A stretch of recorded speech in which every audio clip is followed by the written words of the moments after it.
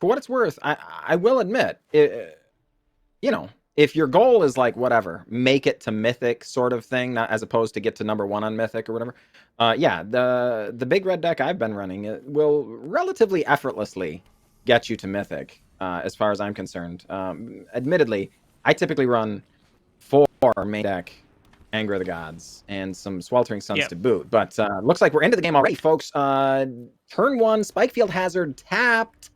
Ladies and gentlemen, we mentioned there's not a lot of lands if you don't count those. So sometimes you need your red source to be or you need your removal spell to be a red source. And sure enough, DRC comes down, would have been removed if Casau had been able to make a land drop without using that Spikefield Hazard. But, here is DRC doing a little surveilling, sends DRC away. Otherworldly Gaze going to be doing some work as well.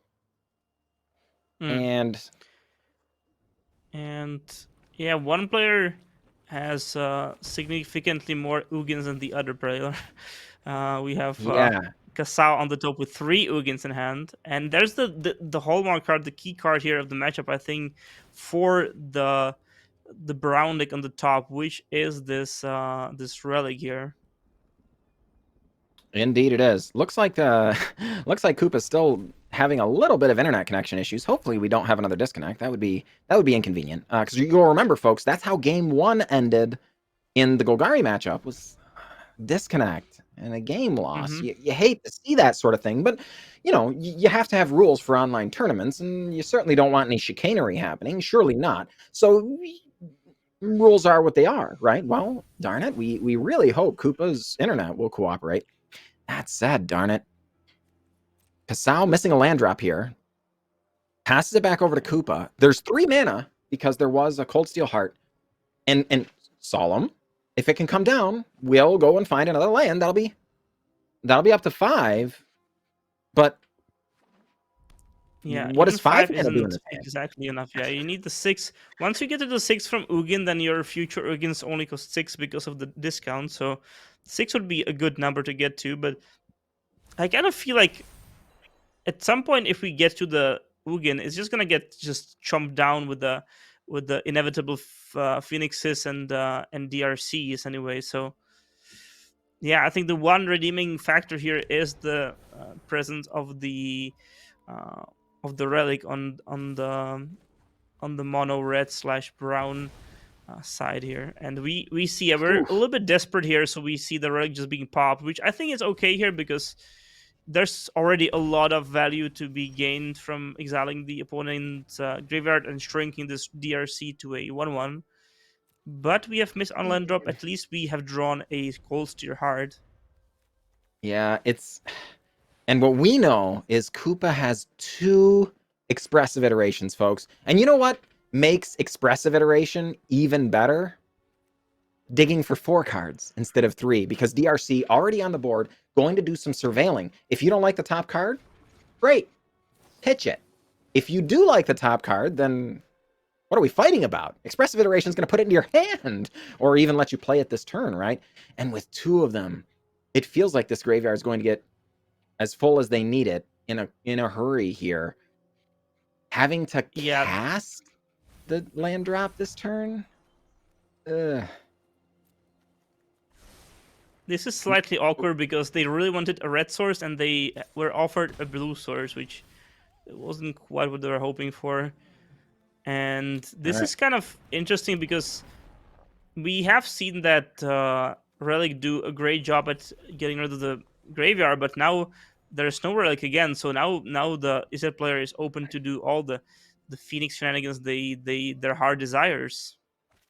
Sure, exactly. And here we go. Just like I mentioned last turn, right? Here goes Dragon Race Channeler, surveilling some more. Do you want that top card?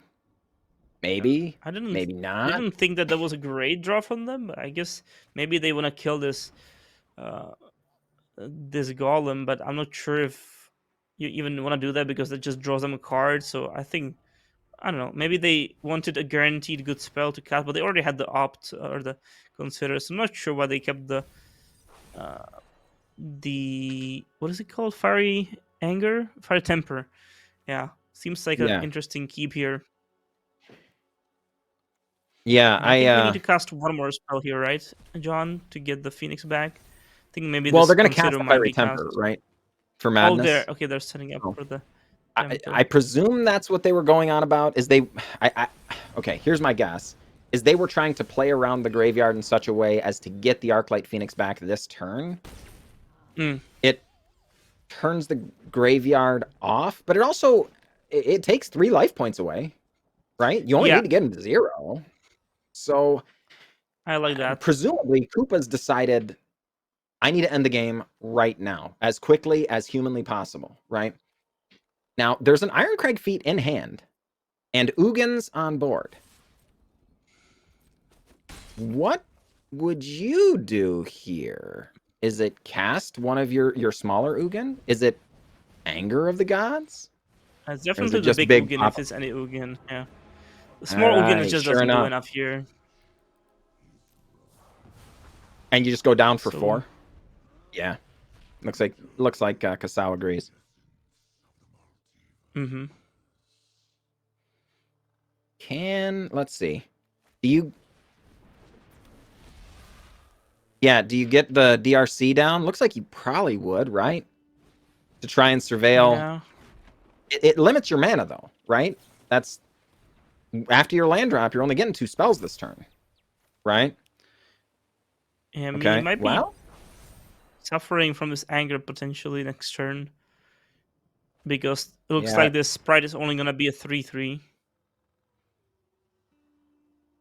which So is we going to be can. good enough to kill Ugin. Mm. I mean, this is a temporary proposition, I think. Yeah, But I mean, Kasao is not quite short on Ugin plays for the next couple turns. They have still a couple in hand. So I don't think they mind too much losing that. And I think they yeah, probably were expecting the Ugin to die between Dorat and Phoenixes. There's a lot of ways to get rid of it with haste. sure enough. And a couple of damage coming in. And boom. Anger of the Gods. Hitting the table. And maybe And cheeky attack there, John, with the golem because they actually wanted them to block so that they get they get the card before the anger exiles all the creatures. So that was a nice no block from Koopa, sniffing out the potential for an anger and not wanting to give them the card rather than taking 2 damage, which ultimately probably doesn't matter. They're 116 or 14 here. yeah, looks like it. And sure enough, Dorak going to come down. Ping in for 1. That doesn't seem like a big deal here, but I think every single point of damage is likely to matter in this matchup if Koopa's going to come out the victor. If Koopa's, like, the most likely scenario to me is that Koopa just doesn't come out the victor, right? Would you agree? You think Kasao is currently in the lead? I mean, interestingly, it does seem that they've been able to just stifle their opponent's progress enough that they are not in a bad spot right here. Still at 10, this Ugin's pretty formidable, so it might die maybe to an unholy heat. I'm not sure what is the loyalty, but it's pretty low, I think, on the Ugin, so that could happen here. Yeah, three loyalty, so it can be killed with the heat and a second or, or a Phoenix here coming maybe back. So yeah, it's anybody's game still. I'm impressed with Kasao's ability to stay in the game because it was looking not great in the beginning. They were pretty slow, but now I don't know. Can they stay in it? Ugin, the Ulamog is still pretty far away, It unless is. an Ugin, the ineffable, can stay on the board for a whole turn cycle, which seems unlikely. It does seem unlikely, especially, you do have to respect the explosiveness of the Izzet deck. So not ticking down here feels greedy, right? Now, sure enough, Kasao agrees with us, does tick down, sends the DRC to the bin, but we know there's an Arclight Phoenix in hand. And here comes that alternate mode, folks. Little did we know we were going to see it twice in one tournament. You hard cast this Arclight Phoenix come in and kill the Ugin. But it is notable. That's not Casao's face taking damage there. That's just more wasted damage onto these Planeswalkers. Virtual life gain. And here comes Ox of Agonus, exiling a bunch of stuff from the bank, going to draw 3 brand new cards. If it was you sitting in Koopa's seat, what sorts of cards are you looking to draw here? Well, probably more threats at this point because we do need. I'm not sure. There's probably at least there should be like one more Phoenix in there. I think so, and we do apologize, folks, for these quality lapses here. Sometimes, unfortunately, the Phoenix players' connection is not the best, so we can't really fix that too much. But we're trying our best to show as much as we can. And here we have the 10th mana source for the top player on the brown deck, and getting to cast Ulamog, exiling 2 creatures. That really impressive how they just have been able to stay in it. And this Ulamog is not going to be going anywhere, chat. I think maybe it can be theoretically bounced, but that's about it from Koopa's side, what they can do about it. So now it's about can we kill them before this Ulamog kills us is the question, I think. There's 11 cards in your library. If it attacks one time, it doesn't have to connect, folks. This isn't about damage anymore. Ulamog exiled 20 cards on attack, right? So the game ends if Ulamog is turned sideways on the spot. Yeah, that'd be kind of fun to win on a mill. Mill win condition Ulamog. Let's go. Yeah. Who's the mill deck now, huh? All right, cards get drawn. What can happen is that maybe we can set up some like upkeep burn spells if we have some instant burn spells that could happen in the upkeep before we draw from the empty library, but I think we're just short here. We needed like an extra turn of no Ulamog, I think. And that untapped source from the top was really key for the artifact player. Wait, folks, the artifact player scooped. The artifact player thought they had it. Or did they have it? I guess, did we miss some enough Phoenixes go to the bin there? Were there 3 Phoenixes? I think there was only 1, but maybe we're wrong. They were at 10. They were going down to 7 from the Temper, and then they could burn for 2 extra from the whatever it's called, the two mana burn spell, the Pillar of Flame. So that would be 3 + 3 + 2. That's 8. I'm not sure if they had another Phoenix. I think a lot of the Phoenix were already exiled, so maybe we've missed a second Phoenix in the yard. That would be lethal if they had 2 Phoenixes in the yard. If they had 2 Phoenixes, unfortunately, we can't actually check their graveyards either. We really would like Wizards of the Coast. Please, Wizards of the Coast, if you're listening, please get a spectator mode. That would help so much, so that we could, check the battlefield, interact with it, hover things, all that. Yeah, that would be fantastic. But I really hope that it wasn't a misclick or just a misjudge of the damage. That would be a sad way to lose a game in the top 8. But hopefully it was just lethal on the board, and we didn't see like the second Phoenix. But here we see the second game. Koopa is on the draw here, and it's 1-up for Koopa, and Casao, the artifact / red player, has some catching up to do. Does. Sure enough. Honestly, the last game kind of felt like, I'm not sure if it can go like much better than that for the red player. Like, they were just doing everything they could. They were playing early Planeswalkers, exiling Phoenixes, staying in it, just accruing value. So it felt like they were doing exactly what they're supposed to do. But I guess in the end, maybe that was a little bit too slow. Just maybe enough for Koopa to get across the finish line before all those Planeswalkers starting mattering. The problem is, like, the play pattern is usually like you play a big Planeswalker, you have to minus it to kill the creatures, and then it gets just killed off with like a hasty flyer. So they don't really stick around for too much. It's true. Now, folks, Ironcrag Feat could happen next turn, but keep in mind that's only 7 mana, right? You pay 4, you get 7, you can cast 1 spell. So, in order for Casao to have that happen, they need to pull a land off the top, an untapped land off the top, Mhm. And then they would have access to 8 mana, so Ugin could make it to the battlefield as soon as next turn. 2 And we Ugins could in maybe hand. even plus the Ugin potentially. Because looks like Sprite is only gonna be a 3/3 here. Mm, So plus I Ugin would don't. be really nice. Huh. I think Yeah. Koopa should have shocked here. It's very unlikely that the 2 damage in this matchup will matter on your life total, and being able to, like, let's say, hold priority and fade that you have 1 mana play would be pretty nice, because then the opponent would be forced to just down tick the Ugin. Boom, folks. Ironcrag Feet. How do you like them apples, folks? 4 mana plus Had they the shook had they Cold shook Steel Heart. the vents there, I'm not sure that the that Kasao would have the ability to risk it and just go for the plus, because then they could have responded with an opt or something and get it out of range. But they chose not to take the 2 damage, and then it was super easy play for Kasao. Just plus it, kill the thing, and now they have Ugin at like 3 million loyalty, which is gonna be really hard to kill with damage. I guess we can bounce For it, but sure. where are we going with that? They just replay it and dome us for 3 again, and it just keeps going. We need Admittedly, to block. it is a couple of turns, right? Because they had to have the Ironcrag Feet. Uh, so now Right.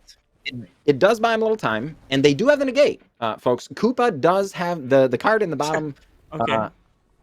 left-hand side there is negate, so now Koopa can never be without negate, which is a bummer. Yeah, But that is a huge tax on your mana, and they're probably gonna be pretty happy just making the trade here. But little they know, there's a second Ugin hiding in Kasao's hand, which might be a hard surprise here. for sure. And 2 damage coming in, folks, from the Solemn there, the sad robot. Dorat going to grow just a little bit, and oh boy, dumping a pair of Okay. Arclights into the bin? That feels awfully good, because the Relic of Progenitus is gone, right? It's gone. So all of these things definitely could have gone worse for Koopa, but Ugin the Spirit Dragon, version 2, the Electric Boogaloo here, folks, it's back. Yeah. What are you doing against a 9 loyalty Planeswalker here without a way to counter it, without a way to effectively pressure it? Sure. Brazenbauer, good card. You know, all that Yeah, stuff. But the difference, John, between like uptick and downtick and Ugin is huge here, because now at 9 loyalty it's very unlikely to die. But if they have to at some point downtick to kill a Threader, then it just puts itself at being able to be killed off with a Phoenix or a Dorat coming with haste. So now it feels very unsurmountable, and we're gonna maybe even get to ult this Ugin. Maybe this game we'll see. That'll be kind of it'll be poggers if we get to ult an Ugin. all right, so it's go time, right? The you want your Phoenixes back this turn, right? If Koopa gets the Phoenixes this turn, like they're in relatively good shape. Now 11 damage is a lot, you know, to get rid of the Ugin entirely. But from Koopa's perspective, right, it's now or never, right? Yeah, Or am I misreading this? yeah. They probably need to go after the Ugin here, because otherwise Ugin can just exile all the Phoenixes. So they might need to go kill it. But if they get rid of this Ugin, there's really not much going on. There's the anger, which potentially can kind of blow out the Phoenixes, but I feel like you might be still fine from the Izzet side, even if that happens. You still have the Dorat and looting potentially. I would kind of like to Is keep there this all hand 4 as a flag Phoenixes? hand. Was that the 4th Phoenix? Or just 3? 3 looks like, yeah. Just 3? Okay. Now, I was going to say, Just 4 is just terrifying. 3. Just 3. It's okay, 4 it's means, just 9 damage. yeah, well, sure. But 12 plus 3 is a much scarier number than 9 plus 3, is all I'm saying, right? Yeah, for and we have to Casao, go at because the 12 feelings plus here. 3 is your dead. I think we have to go at the feelings because they are threatening ultimate, which gains you 7 life, which would be basically negating the whole attack anyway. And Yep. here we have And a anger.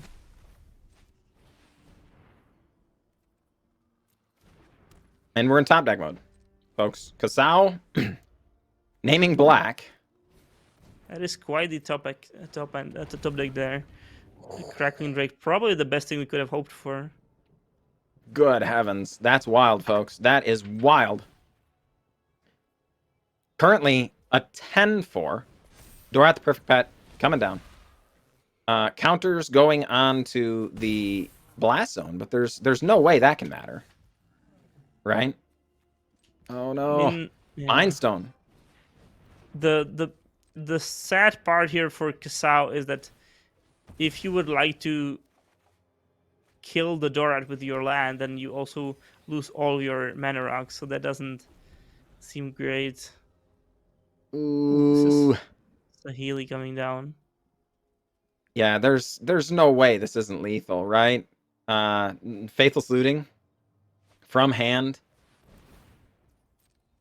Sahili from hand. Oh, well, hold on. Maybe Koopa knows something I don't. I was expecting the Faithless Looting to just, go off here.